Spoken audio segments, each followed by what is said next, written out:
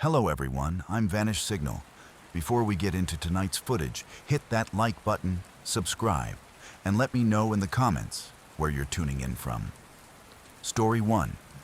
Aisle 6B. The security footage from Tuesday night started glitching around 12:47 a.m.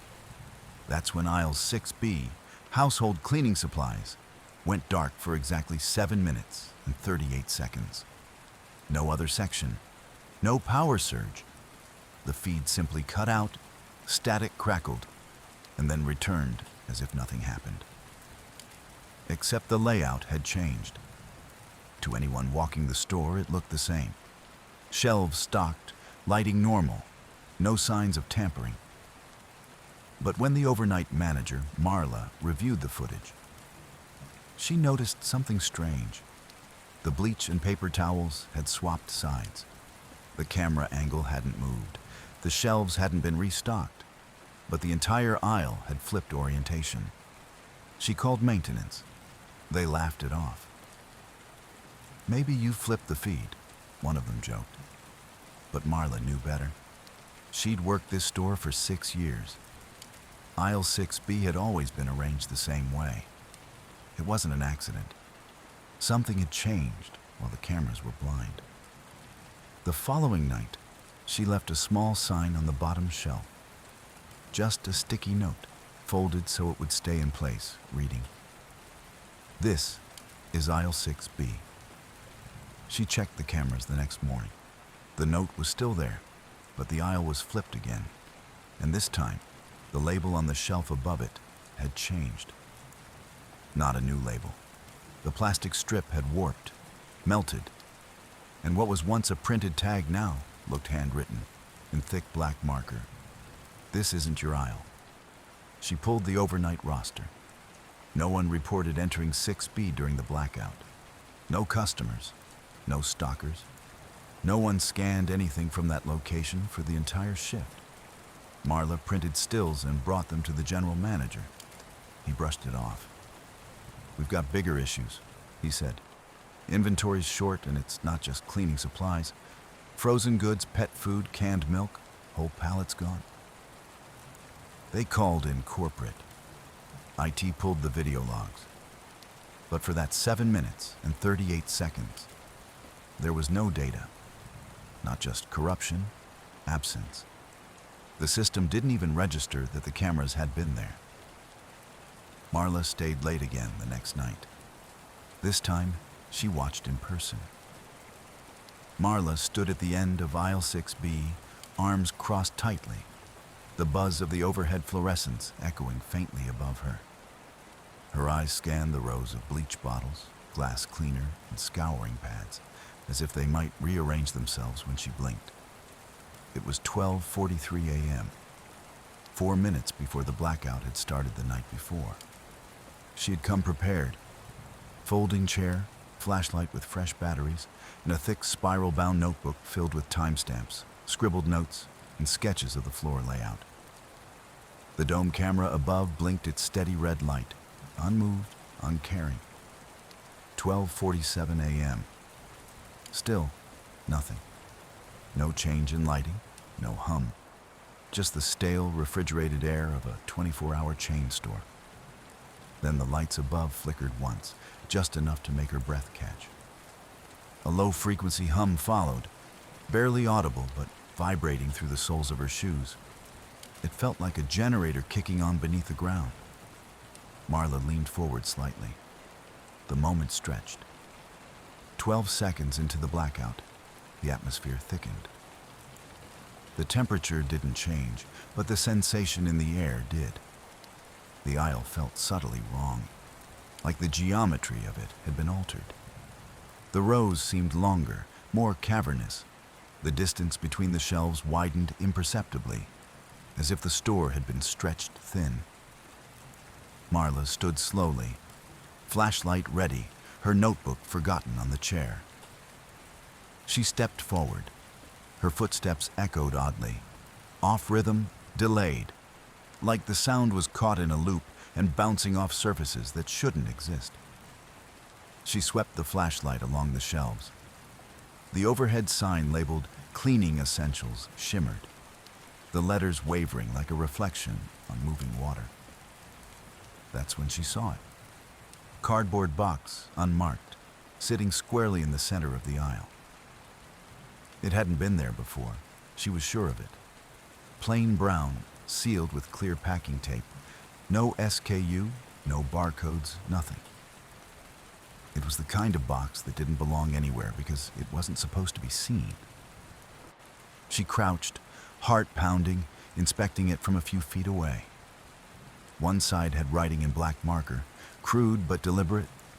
It read, "Turn around." She froze, crouched, her flashlight dimmed, then surged. She turned. The back of the aisle was gone. Not in darkness, not blocked, just gone. The shelves, the tiles, the emergency exit, all erased. In their place was a long, blank hallway stretching endlessly. Smooth concrete walls painted the same dull gray. No signs, no doors, no junctions.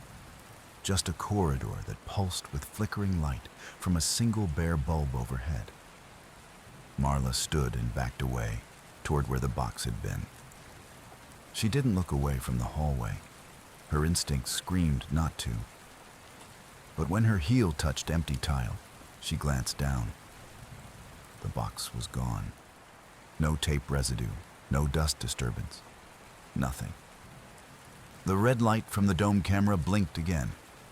The store reappeared in an instant. The shelves, the bleach, the warped cleaning essentials sign, all of it back in place, like it had never changed. Except Marla was holding the box. She didn't remember picking it up. She didn't feel its weight, but her arms were wrapped around it now, the tape still sealed, the writing facing out. She stumbled backward, heartbeat rattling her ribs. Then she ran, without thinking, without checking. She ran until she reached the employee door at the back of the store, box still clutched in her arms. And the dome camera followed her all the way out. We reviewed the footage from 2:02 a.m. 3 times. Each viewing made the tension worse. I zoomed in, adjusted the brightness, ran filters. None of it helped.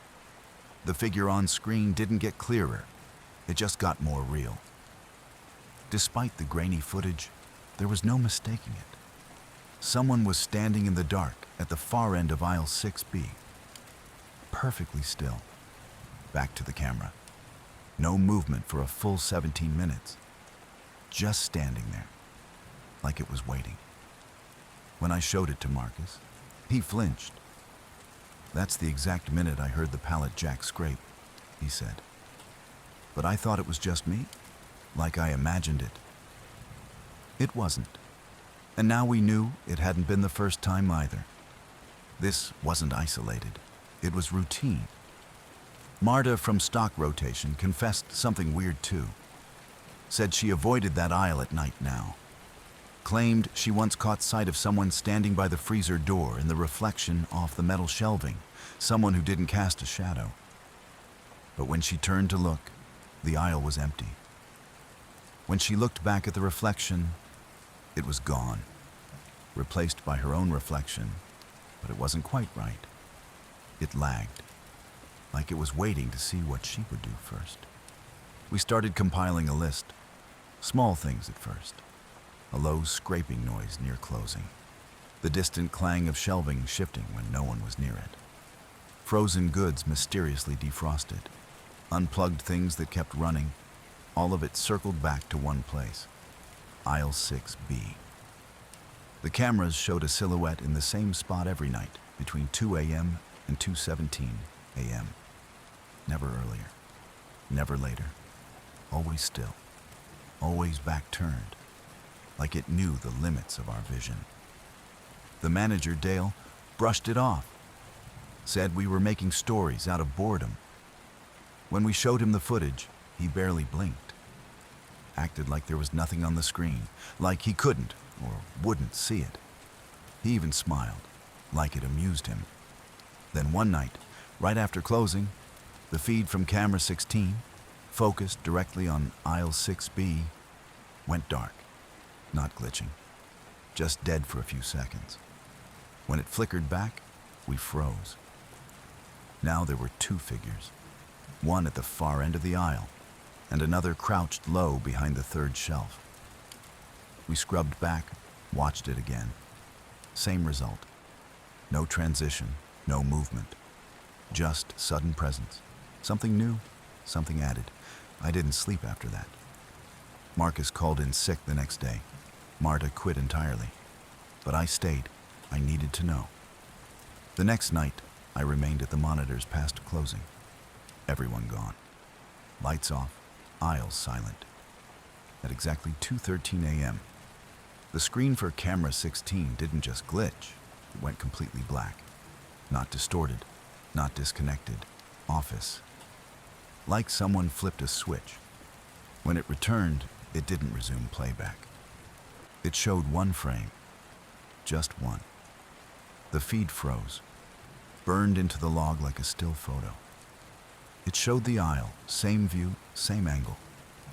But instead of two figures, there were three. The third one had its face turned toward the camera. Its skin was pale, its mouth stretched in a grin far too wide. And it looked like me. Same eyes, same shirt, same cut on the chin from this morning's nick with the razor.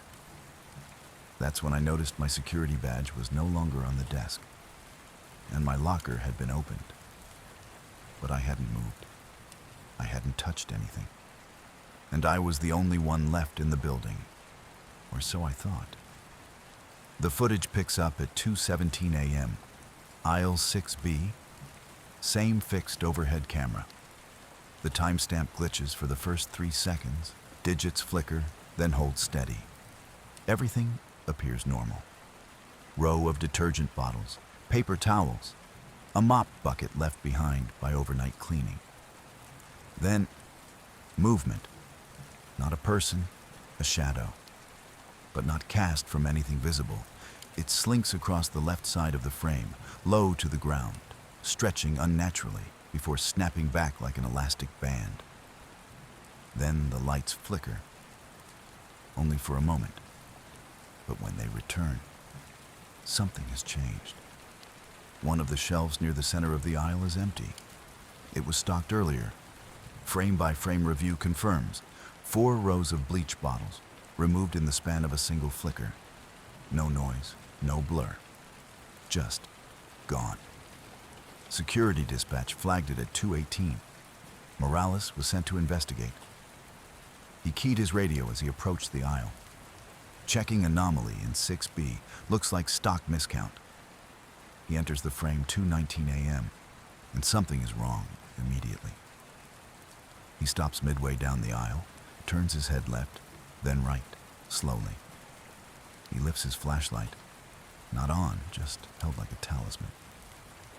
The camera audio is muted, but later recordings from body cam confirm what he heard. Breathing, wet, staggered, like someone gasping through soaked fabric.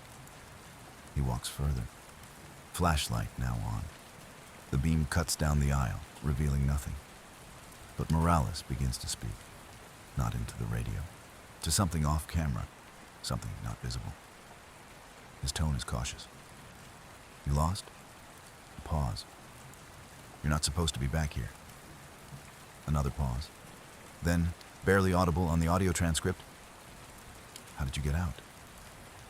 There's a long silence. Then his flashlight drops, falls sideways, skidding into frame, beam still on. It spins, catching only his boots, facing backward, not running, not turning, just still. At 2:20 a.m., the lights go out again. When they return, Morales is gone. So is the flashlight. What's left behind? A smear of moisture in the center of the aisle, not water. Something thicker. It reflects light strangely. Lab called it a synthetic compound. Polymer with no retail use. Almost biological in texture. No footprints, no drag marks. Just that smear. When backup arrived 5 minutes later, the aisle was empty. Stock returned. Bleach bottles in place. No sign of anything missing, except Morales. Security checked the footage again the next night and found something else. 2:17 a.m., exactly 24 hours later. Same camera, same aisle. In the third frame after the lights flicker, a figure appears mid-step, walking away from the camera, wearing Morales' uniform, but with no face. The manager's key card didn't work. I tried it 3 times now, my hand trembling more violently with each failed swipe. The door to the sub-basement access corridor, the one labeled maintenance only, remained stubbornly locked. But the security footage had shown movement behind it. Flickers of something pacing, restless, waiting. I cursed under my breath, slammed the edge of the card reader with the heel of my palm, and the light suddenly blinked green. The lock disengaged with a low metallic clunk. The smell hit immediately. Rotting plastic, acrid bleach, and something underneath it all, like mildew and wet carpet that had been soaked for years, never fully dried. It clawed into my nostrils, thick and sour. I pushed the door open and stepped into the dim corridor, where flickering fluorescent lights buzzed with a high-pitched whine I could feel in my molars. The walls were lined with mirrored panels, utility access covers, reflective enough to catch the blur of movement as I passed. Each time I glanced, I saw myself. But not quite. Every reflection had a slight delay, a twitch that didn't match, eyes that didn't follow, posture just barely off, like it was catching up. In the distance, I heard wheels. Slow, rolling, pausing, rolling again, like a shopping cart being dragged with purpose across grimy tile. Security feed updated, aisle 6B active. The voice came from nowhere. A tinny speaker embedded in the wall, or maybe the ceiling, I couldn't tell. Same deadpan tone that had played my own distorted laughter on loop. Same cadence used for cleanup calls. Hollow, artificial, too calm. I moved faster, down the narrow stairwell, past the locked shutter of the old seasonal storage unit, past the faint outline of a long-cleaned stain that had never truly faded from the floor. I knew where the signal had stopped, where the pacing figure had last been seen.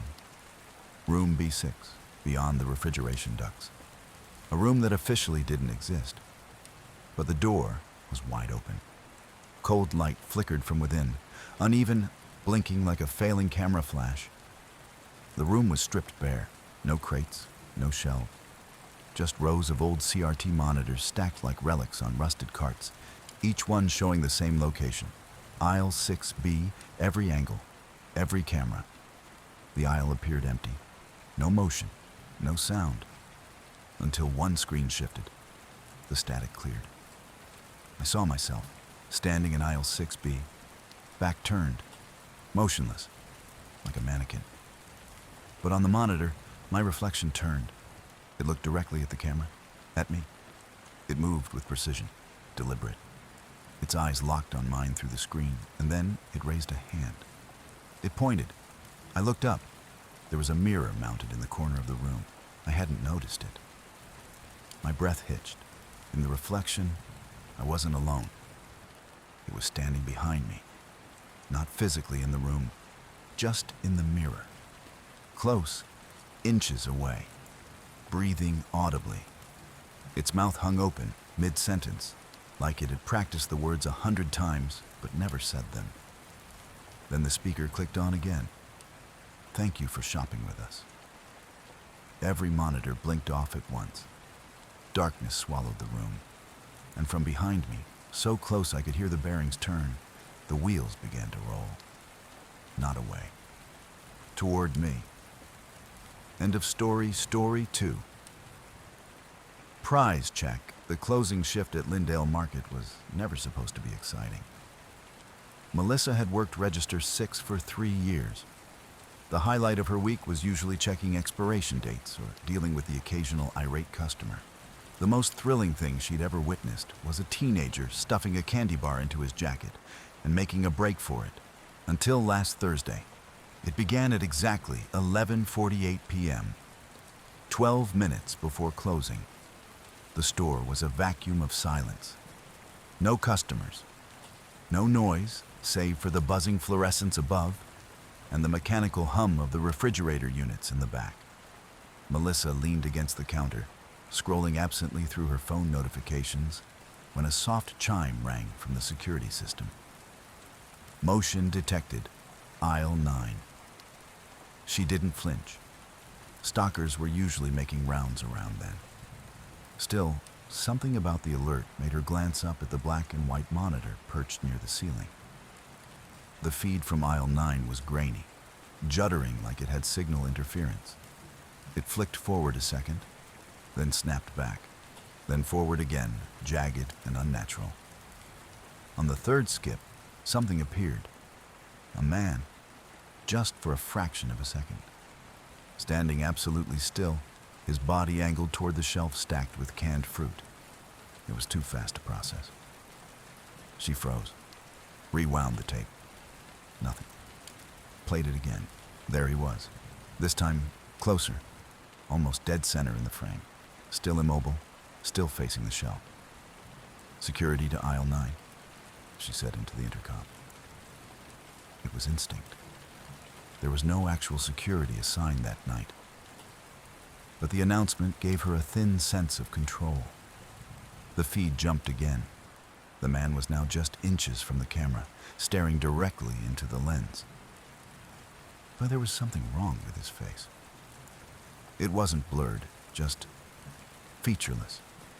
A waxy, smooth distortion, like someone had smudged all the details away. No eyes, no mouth. Just the shape of a head, pretending to be a face. And then it moved. Not toward the shelves, not away. It leaned in, right into the lens, close enough that the screen went nearly black. Then it smiled. Or at least, that's what it looked like.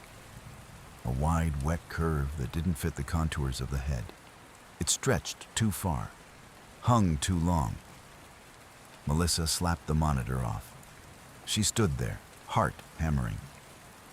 The sound of the fridge hum returned, too loud now, too present. Her phone buzzed on the counter. Nothing new, no texts. Just a flicker of the screen, a brief flash of white static before returning to her home screen. Then, without warning, the store's PA system crackled. Price check, register 6. The voice was neutral, mechanical, familiar. She reached for the mic to respond, but it crackled again. Melissa, register 6, please remain still. This time, it was her voice. Exactly her voice. Her blood iced. The lights above her flickered, dimmed, and returned. She took one slow step back. Down aisle 9, something began to walk. It didn't shuffle, didn't rush. It moved with purpose, one foot after the other. Deliberate, rhythmic, like it had somewhere to be, like it was coming for her. And it knew exactly where to go. Like it had just clocked in. The footage from 2:43 a.m. showed something new. When the overnight manager reviewed the security feed the next morning, she didn't speak for a full minute. She just stood there, staring at the grainy black and white playback, frozen. The monitor showed a wide-angle shot of aisle 9, fully stocked, empty. Then, from the far right corner, a figure stepped into frame. It wasn't the janitor. It wasn't an employee. It wasn't a person they recognized. The figure didn't move naturally. Each step had a slight delay, as if the legs hadn't received the signal at the same time. The arms swayed too far outward. The head stayed completely level, completely still. Its entire body was dressed like a typical store associate, vest, name badge, black slacks. But the camera's facial recognition software couldn't resolve the face. It blurred. It didn't pixelate or block out like a glitch. It warped, like someone had dragged their fingers through wet paint. The badge read, Andrew. No one on staff went by that name. not even in the last 5 years of employment records. The figure walked the full length of aisle 9, pausing exactly once to turn and stare at a row of cereal boxes. It tilted its head to the left, stayed still for 5 full seconds, then turned and exited the aisle just as it had entered, precise, steady, unbothered. No hurry, no hesitation. When the manager checked the motion logs, something didn't line up. The motion sensor in aisle 9 never triggered. According to the system, no one had been there. The temperature in that section also hadn't changed. The logs read a consistent 71.2 degrees the entire night, with 0 variance. She rewound again and again. Each playback of the feed grew more distorted, not corrupted, just less coherent. The audio track began producing static bursts that didn't match the footage. At first, they sounded like bursts of interference, then clicks, then something closer to syllables. Then, without warning, the store PA cut in, unprompted. A soft tone played across the intercom, the same one used for in-store announcements. Price check, aisle 9. It repeated once, then cut to silence. No one had touched the system. The PA had no scheduled messages. No automated scripts were active. The terminal logs showed no outgoing announcements, but the playback showed the exact timestamp of the broadcast. 2:43:16 a.m. The manager called building security. They escalated it. 3 of the overnight techs reviewed the feed from 3 different camera angles. All saw the same figure, same timing, same glitching facial blur. But when one tech tried to export the video, the file came out blank. White screen, no sound, no timestamp. The only data was a file name auto-generated by the system. Andrew 943. The footage was scrubbed manually.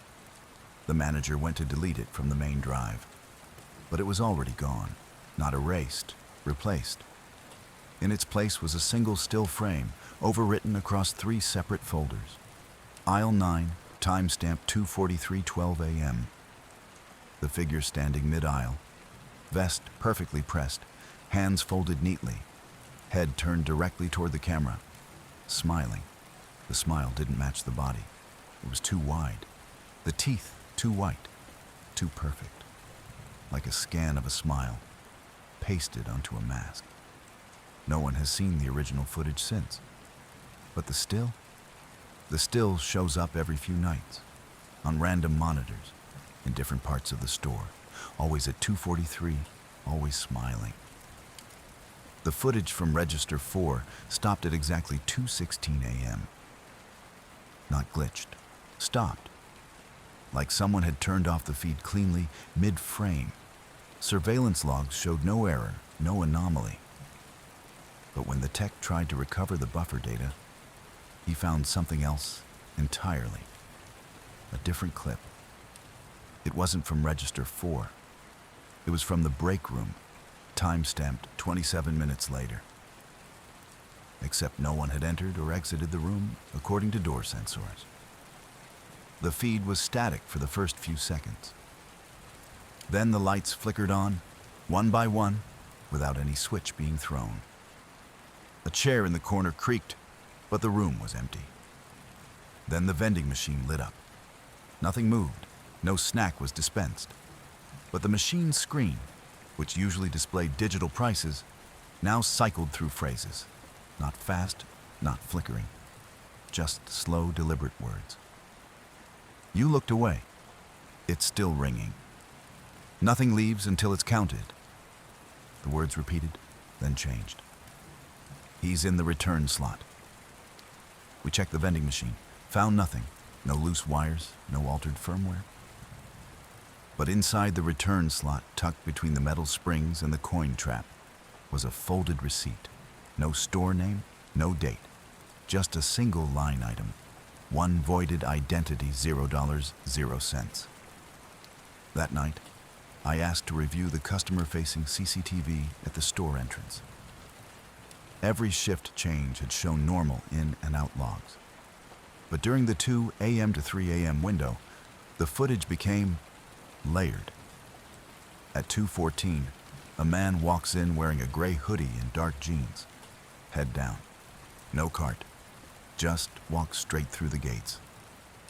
He doesn't appear again on any camera. But when we slowed the footage and isolated reflections from the glass doors, he's visible 3 more times. Once standing by the lottery machine, once near the freezer aisle, and once, faint but certain, crouched beside register 4, watching the cashier ring up a transaction that never happened. And here's the part that really hit me. The hoodie he wore. It had our store logo on the back, but it wasn't one we've ever printed. The design was older, outdated, discontinued before this location ever opened. We pulled the staff records, cross-referenced old employee lists. The face matched no one, but his name did. He'd been scanned by the door sensors, logged by the system, assigned a timestamp. And the name that showed up on the log? It was mine. The audio logs from the night of March 11th finally came back. We weren't supposed to have access, but Andre from electronics owed me a favor. I locked myself in the break room after hours, turned off the lights, and listened through my phone, volume down low. Just me, a cup of stale coffee, and 6 minutes of grainy mic feed pulled straight from the night shift's PA system.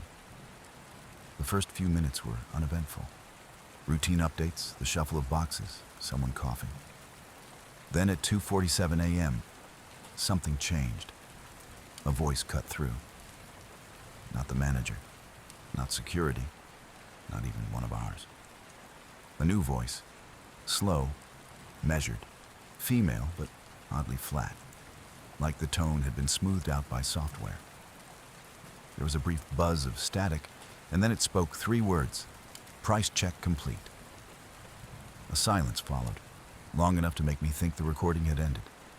But then, footsteps, not close, distant, echoing, slow, steady, one after another. The sound was all wrong, though. The mic that caught it? It's in the back office. That room's carpeted. But this sound, this was heels on tile. Crisp, clean, like someone walking through the main store. And at that exact moment, one of our motion-activated cameras pinged. Aisle 9, the freezer section. Melissa, our only night worker on duty, was standing there. Frozen, literally. Back straight, arms at her side, just staring at the closed freezer doors. Eyes wide, not blinking, not moving, for almost 3 full minutes. Then the PA clicked again. Proceed to checkout. Melissa turned. No hesitation. But instead of heading toward the registers, she went left. Down the clearance aisle, past pet supplies, straight toward the employee entrance. The problem? We never saw her leave. She vanished. One frame she's walking. The next, she's gone. Like someone edited the footage mid-frame. We pulled the security logs. Nothing. No badge swipe. No door open alert. No alarms. Her time card showed her as clocked in for another hour and 23 minutes. Not an automatic idle. A clean manual log-off. And it was done from the supervisor's terminal. The one in the locked office. The one that's been out of service for months. We checked it the next morning. Still dead. No recent file access. Nothing in the logs. But when we moved the keyboard, we found a sticky note pressed underneath. It was Melissa's handwriting. No doubt about it. 5 words, written in neat, looping script. He's in the scanner now. By the time she got the door open, something had changed. The store wasn't empty anymore. The lights were dim, flickering inconsistently, casting long shadows between the aisles like teeth. But what caught Sarah's breath in her throat was the silence. Complete, deliberate, like the building itself was waiting. The intercom crackled. Then the same voice from before, softer now, like it was closer to the mic. Clean up on aisle 6. but the camera feed showed aisle 6 as empty. Sarah edged past the stockroom threshold, clutching the rusted crowbar like it mattered. She needed to get to the office. From there, she could cut the feed, kill the power, get out. That was the plan. Except aisle 6 wasn't empty. The thing was waiting, not a person, not even a clear shape, just a flickering outline where a body should be. Its limbs glitching, like corrupted footage. Its head tilting slightly too far with each movement. It turned toward her, even though she hadn't made a sound. Then it moved. Too fast, like frames skipped. It was at the end of the aisle. Then it was in the middle. Then it was 10 feet from her. Sarah didn't run. She backed away slowly, keeping her eyes on it. The store lights glitched again. Aisle by aisle, the fluorescents cut out behind her, one after the other. Then the intercom flared, all the speakers now, echoing through the store like it was wired into the bones of the building. "Do you need assistance?" Her breath caught. The figure was closer now, arms rising, not in aggression, but in mimicry, mirroring her movements. When she stepped left, it stepped right. A perfect echo with a half-second delay. The cameras buzzed overhead. She heard them, motors turning, adjusting, focusing, all of them angling in her direction, like they were watching a performance. Then she heard the manager's voice again, but it wasn't a recording. It was behind her. "Price check," it whispered, "on you." She swung the crowbar and hit nothing but air. The figure had vanished. But the lights flared again, brighter this time, exposing everything. And now there were more. Figures in every aisle, glitching, shaking, turning toward her in perfect unison. Sarah ran. Down the side hall, past the broken freezers, toward the office. She didn't stop until she slammed the door behind her and locked it. The monitor wall flared to life on its own. All screens, every camera, showing the same thing. Her. But not from inside the office, from outside it. Like the cameras were all watching the door. Like she wasn't where she thought she was anymore. Then she noticed something else. In the corner of every screen, a small number was counting up, incrementing every second. It reached 29, then 30, then it reset. She realized something horrifying. The feed wasn't live. It was a loop, a perfect 30-second loop of her movements, but she wasn't looping. Something else was inside the room with her, and she wasn't on camera anymore. End of story 3. Pallet return. The call came in just after 11:30 p.m. Not from an employee, but from a delivery driver parked behind the store. He was supposed to be there for a 6 a.m. offload, but he'd driven in early, hoping to grab some sleep in the lot. Instead, he saw movement inside the building. Not just flickers of light or shadows behind drawn blinds. He saw someone, several someones, moving in synchronized lines through the aisles. No lights, no music, just smooth, unbroken patterns, like a choreographed drill. Then they all stopped at once and turned toward him. He said their faces looked wrong, not masks, just wrong. By the time officers arrived, the store was sealed tight, doors locked from the inside, alarm panel untouched. Not a single vehicle in the lot except the driver's truck. The security manager was called. Took 30 minutes to reach him. When he unlocked the front entrance, the place was dead quiet. No power failures, no signs of forced entry. Shelves undisturbed, just rows of stock, fluorescent lights humming. But the cameras told a different story. Store policy requires overnight footage to be recorded even when closed. Motion-activated tracking. They pulled the previous 4 hours and started reviewing. And there it was, 2:07 a.m. sharp. A group of people walked single file down aisle 9. 6 of them. No uniforms, no shopping carts, no entry point. Just emerged from the left side of the frame, one after another, perfectly spaced. Each paused at the same spot mid-aisle, turned to face the same shelf, and stood still for 39 seconds. Then, as one, they resumed walking. This repeated again in aisle 6. Then, in the freezer section, always the same group, same timing. The video showed no interaction, no theft, no audio, but the last frame from camera 12, just outside the stockroom, caught something else. The group lined up shoulder to shoulder, staring directly at the lens. No motion for exactly 90 seconds. And then, one by one, they began to smile. Not all at once, but sequentially, left to right. One smile every 5 seconds. The officer reviewing the footage swore the last person, the one farthest right, was the same man who opened the store for them. The security manager. Except when they turned to ask him about it, he was gone. Vanished.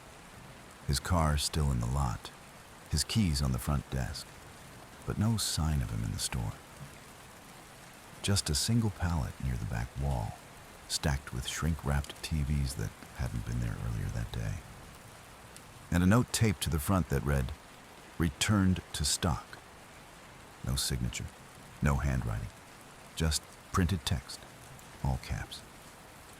The timestamp on the pallet wrap showed 2:13 a.m., exactly 1 minute after the last smile.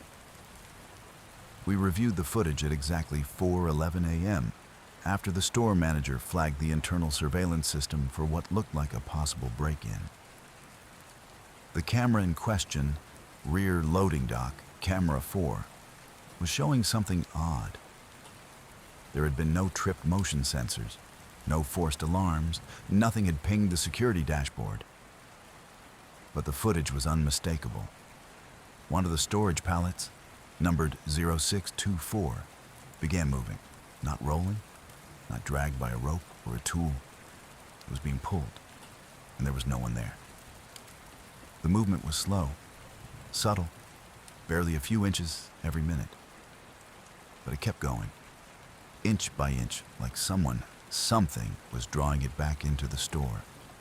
6 minutes passed before it stopped halfway into the loading bay. Right then, the lights overhead flickered once. Not the whole store, just the dock area. A soft buzz. Then the feed cut to black. We pulled up the live camera feed. Everything looked fine. Pallet 0624 was still there, unmoved. The loading bay appeared untouched. No damage to the doors, no signs of tampering or forced entry. To the naked eye, it looked like a glitch in the system. That was the assumption, just another electrical hiccup. Maybe a power surge. Maybe the new camera install had a short. But when our IT technician scrubbed deeper into the system logs, something else came up. At the exact second the video feed dropped, 4/17/36, a new user ID logged into the system. The name? Returning. There was no associated account with that name. No badge access, no employee ID. It didn't even conform to the store's username protocol. It wasn't possible. We tried deleting the entry. The system kicked back an access denied error. The override didn't work either. Worse, the mysterious user began pinging the same 5 camera feeds over and over, like it was monitoring those views. Always dock bay 4, then looping through aisle 5C to aisle 6B. Every ping happened between 2 a.m. and 4 a.m., the hours when the store was locked down and no scheduled deliveries occurred. At exactly 4:19, the footage from those 5 cameras began migrating. The system itself, without user input, started uploading the feeds to a new archive folder. The name of the folder, Returns Processing, all caps, not standard. It wasn't linked to any checkout terminal. No employee login was tied to it. just video clips, dozens, then hundreds, all empty hallways, quiet loading docks, occasionally a flicker of motion at the very edge of the screen. Once, a flicker of something tall, slender, still. And then there was a sound. It wasn't a footstep, it wasn't background static or an HVAC vent. It was deliberate, a dragging sound, long and wet, like something heavy being hauled across smooth tile, rhythmic, repeating. The store manager tried calling the support vendor who supplied the CCTV system, gave them the folder name. There was a pause. The tech on the other end went quiet. Then he asked, in a low voice, if we'd seen anything come back. Before we could ask what that meant, the line disconnected. We pulled up the footage again. This time we zoomed in. At 4:23, the pallet shifted. Not by much, just 1 inch. No wind, no forklift, nothing in the frame. Then it stopped, perfectly still, like it was waiting for something or someone. And the folder kept growing. The footage from March 18th was different. At precisely 3:03 a.m., the lights in the back warehouse didn't just flicker like usual, they surged. A hard pulse of brightness rolled through the room, distorting the frame in a way that made the image ripple, as if the entire scene had been shoved through a sheet of bending glass. For a full 2 seconds, everything warbled.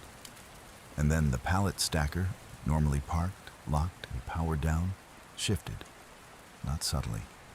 It moved 6 full inches to the left. No operator, no visible trigger, just one sharp mechanical jolt.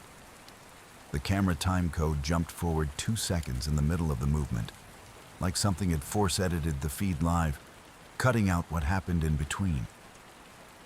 It didn't feel like a glitch. It felt deliberate, cropped, like the system had been convinced not to remember. Rick, our night manager, watched that clip 6 times in a row without saying a word. Then he whispered, there wasn't supposed to be a pallet return that night. His voice didn't sound confused. It sounded resigned. But there it was, plain as day. A full stack of freight sitting beside Dock 3. No arrival, no operator. One frame it was gone, the next, it was there. When Rick showed me the clip, I caught something he hadn't. On the far right edge, deep in the grain and blur of the image, was a shape, a figure. Tall, lean, absolutely still. It wasn't in uniform. No high visibility vest, no safety gear. Just standing upright in the scene between 2 warehouse floodlights, right on the edge of shadow. It didn't move. It didn't react. It simply existed in that sliver of blind spot, like it knew where the cameras stopped seeing. The next shift, Rick didn't show. His car was still parked near the employee entrance. The door was open.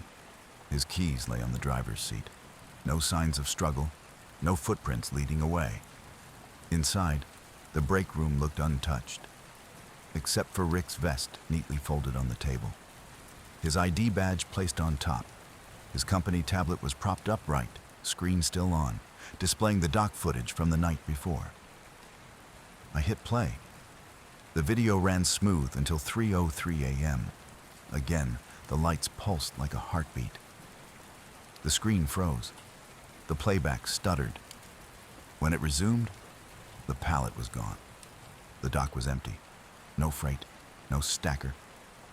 But the shadow line was still there, unchanged. And that figure? Still standing in the same spot. Only this time, it had moved just enough to matter. It had turned. Now it was facing the camera. And this time, it felt like it was waiting. Waiting for someone else to notice. Someone new to step into view. The footage from the freight elevator should have been a dead end. A busted old camera with half its pixels dead and a timestamp permanently stuck on 3:17. But when Torres scrubbed the feed frame by frame, we caught something that didn't fit. There was movement in the reflection. The mirror-polished steel doors captured just enough to show a figure standing behind the night stalker waiting for the elevator. The stalker, Eli Weems, was alone on paper. Key logs confirmed he was the only one clocked into backstock at that hour. But on frame 1248, just before the doors closed, a figure appeared in the metal behind him. Taller, broader, no uniform, and wearing what looked like a mask. Eli didn't react, didn't look back, just stepped inside and rode down to sub-level storage. We never found a sub-level storage on any of the blueprints. Torres kept swearing the elevator shouldn't even go that far. Maintenance logs capped it at B1, but the footage showed Eli pressing the button marked B2. The light flickered, the doors closed, and that was the last time we saw him on any camera. Except we found his voice. At 3:47 a.m., 17 minutes after his shift was set to end, the store's intercom system activated, despite being locked out after hours.